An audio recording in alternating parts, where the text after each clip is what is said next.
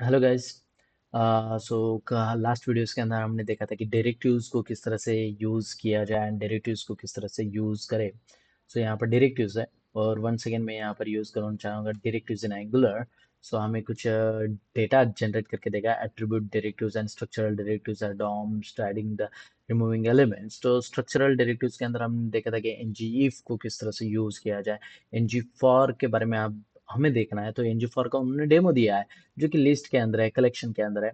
मगर ठीक है, मैं लिस्ट के अंदर नहीं लूंगा। एक नॉर्मल डेटा आपको ऑब्जेक्ट के थ्रू करके किस तरह से करना है, बस एक ओवरव्यू ट्यूटोरियल है जो कि हमें जब हम एक्चुअल प्रोजेक्ट बनाएंगे उस टाइम पर हमें पता ना हो कि बाबा इसको किस तरह से यूज करना है, उसके लिए मैं यहाँ पर ट्यूटोरियल बना रहा हूँ।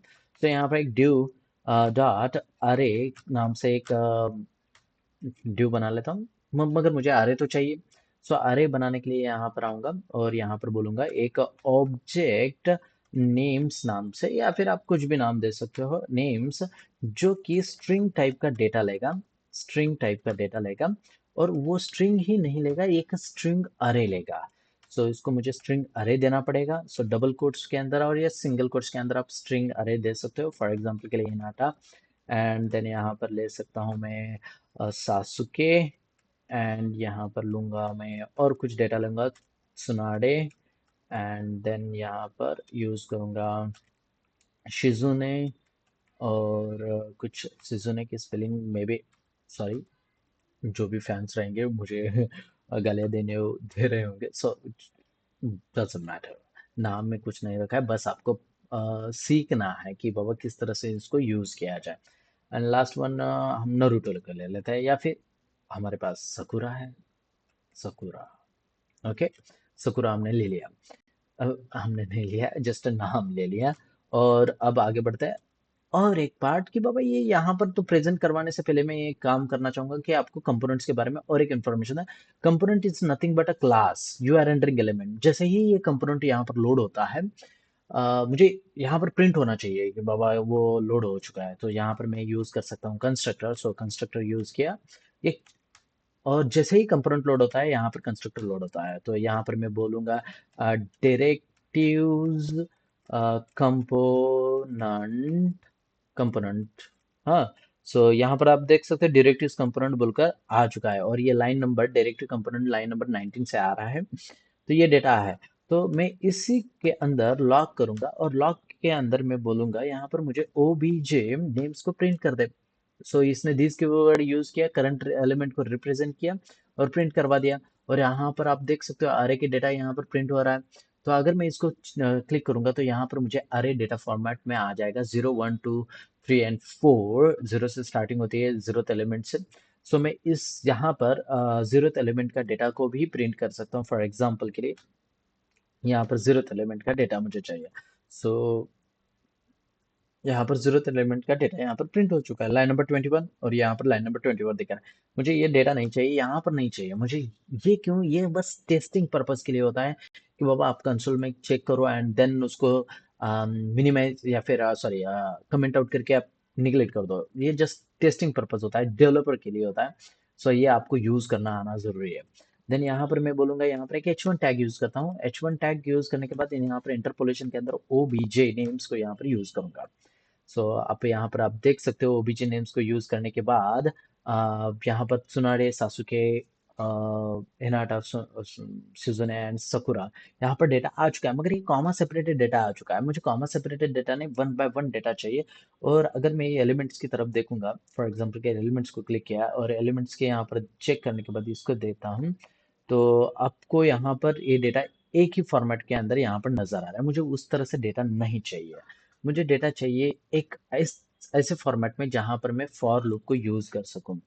सो यहाँ पर यूज करूंगा मैं एनजी फॉर। देखो मैं एनजी फॉर को किसे स्टार लगाना है और एनजी फॉर यहाँ पर यूज करना है। और एनजी फॉर के अंदर बोलूंगा लेट।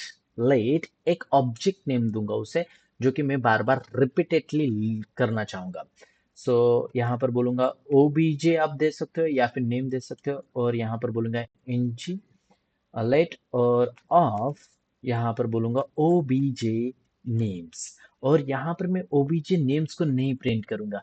बाय यूजिंग इंटरपोलेशन मैं बोलूंगा उसको ओबीजे को प्रिंट कर दे, और ओबीजे को वो डायरेक्टली प्रिंट करेगा वन बाय वन। और यहाँ पर मैं इसको क्लिक करता हूँ, और यहाँ पर आप देख कहा था कि बाबू देखो वन बाय वन, यहाँ पर ये देखो H1 टैग के अंदर सारा का सारा डेटा यहाँ पर मुझे रिप्रेजेंट हो रहा है, सब कुछ यहाँ पर रिप्रेजेंट हो रहा है। इतना बढ़िया है एनजी फॉर, और एक ही झटके के अंदर बस आपको टैग को एनजी फॉर, जो भी रिपीटेटिव टैग्स हो रहा है उसको बस एनजी फॉर लगा देना है, और वो उसका काम खुद ही कर लेगा, हमारा क्या जा रहा है। तो यहाँ पर आप फॉर एग्जांपल के लिए स्ट्रॉन्ग टैग यूज कर सकते हो और उसको रिप्रेजेंट करवा सकते हो। फॉर एग्जांपल के लिए यहाँ पर दिखाता हूँ, मैं यूज करूंगा स्ट्रॉन्ग, सॉरी, स्ट्रॉन्ग टैग को यूज किया, और स्ट्रॉन्ग टैग को मैं यहाँ पर कंट्रोल एक्स से मिनिमाइज कर दूंगा, कंट्रोल एस टू सेव, और ये देखो स्ट्रॉन्ग बन चुका है। सो ये डेटा सारा कुछ डेटा यहाँ पर रिपीटेटिव डेटा आ चुका है और स्ट्रॉन्ग बन के आ चुका है। तो ऐसा कुछ नहीं है कि आप रिपीटेटिव नहीं कर सकते, H1 को आप रिपीटेटिव यहाँ पर बना दिया। सो ठीक है, अल्ट शिफ्ट एफ कर दूंगा और ये प्रॉपर वे में इस डेटा सेट हो जाएगा। डिपेंड्स करता है, आप यहाँ पर H1 को नीचे भी ले सकते हो। सो ये हो गया एनजी फॉर, जो कि हमने इंफॉर्मेशन देखी एनजी फॉर किस तरह से यूज किया जाए। सो एनजी फॉर बस स्ट्रिंग के लिए होता है? नहीं नहीं नहीं। अगर मैं यहाँ पर इंटीजर फॉर्मेट का डेटा लेना चाहूंगा, so for example floating point भी लेना चाहूंगा, तो ये तो एरर थ्रो करेगा। ये ऑब्वियसली बोलेगा कि बाबा आप स्ट्रिंग है और यहाँ पर नहीं ले सकते, तो मैं नंबर लूंगा, नंबर में अंदर नंबर ही एक्सेप्ट करेगा। तो यहाँ पर मैं बोलूंगा कि तुझे एनी टाइप का डेटा एक्सेप्ट करना है, बस इतना ही बता देना है, और वो एनी टाइप का डेटा को एक्सेप्ट कर लेगा। और यहाँ पर आपको सारा कुछ डेटा यहाँ पर रिप्रेजेंट होगा विथ नंबर के साथ, विथ फ्लोटिंग पॉइंट के साथ, एंड डन। हम्म। और एक होता है यहाँ पर, एक फीचर होती है एनजी फॉर के अंदर, कि आप उसके इंडेक्स को भी प्रिंट कर सकते हो, इंडेक्स को प्रिंट कर सकते हो। अब यहाँ पर डायरेक्टली इंडेक्स को प्रिंट करने के लिए मैं यहाँ पर सेमीकोलन यूज करूंगा, और यहाँ पर बोलूंगा let I equals to index कर देता हूँ, index. Okay, I equals to index कर दिया, let I equals to index. और यहाँ पर स्ट्रॉन्ग के अंदर नहीं, मैं यहाँ पर प्रिंट करना चाहूँ, इंटरपोलेशन यूज करूंगा, और यहाँ पर आई दे देता हूँ, और कंट्रोल एस टू सेव। 0 1 2 3 4 यहाँ पर उसका इंडेक्स आ चुका है। नेक्स्ट वन, यहाँ पर मैं +1 कर लेता हूँ, और ये ऑटोमेटिकली यहाँ पर कैलकुलेट होकर 1 2 3 4 5। इट्स बिग गुड फीचर्स है ना। तो इससे भी कर सकते हैं, एंड आप जो चाहे कर सकते हैं। हाँ, या फिर आपने ये पार्ट करने के बाद मैं यहाँ पर बोल सकता हूँ ओबीजे जो नेम्स है उसके अंदर इसको बोल दे सकता हूँ आई के साथ प्रिंट कर, तो ये यहाँ पर डेटा वो आई के साथ भी डेटा प्रिंट करवाएगा, यानी ये वाला पार्ट भी कर सकता है। एंड अनदर वन, जो कि यहाँ पर ओबीजे, सॉरी, जे को प्रिंट कर लेता है। सो यहाँ पर दोनों डेटा यहाँ पर आ सकते हैं, मैं यहाँ पर एक डेटा को कमेंट आउट करूंगा और सेकेंड वन को आपके सामने दिखा दूंगा। सो बस मुझे एक ही डेटा दिखाना था, सो मैंने दिखा दिया। सो आप इस तरह से बहुत सारे कोडिंग पार्ट्स कर सकते हो एंड यूज कर सकते हो।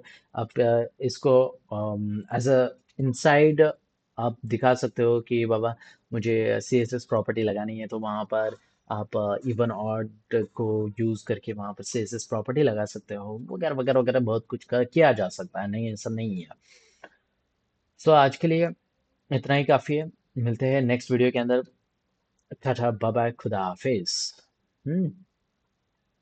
और कुछ अगर प्रॉब्लम आती है प्लीज कमेंट आउट करना मत भूलिएगा, तो जिससे मैं मुझे पता चलेगा कि बाबा आपको कहीं ना कहीं कुछ प्रॉब्लम्स है, तो मैं उसको वीडियो बनाऊंगा।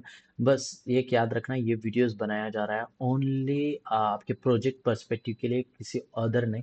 ये बस आपके कंसेप्ट को क्लियर करेगा कि किस तरह से यूज किया जाए। हाँ, और चलो मिलते हैं नेक्स्ट वीडियो के अंदर। So see you, tata bye bye, and खुदा हाफिज।